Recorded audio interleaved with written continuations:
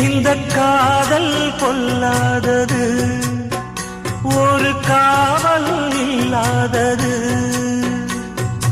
ஊதக்காத்தில் வஞ்சி மாது ஒத்தையிலே வாடும் போது போர்வை போல பொத்தி அணைப்பே.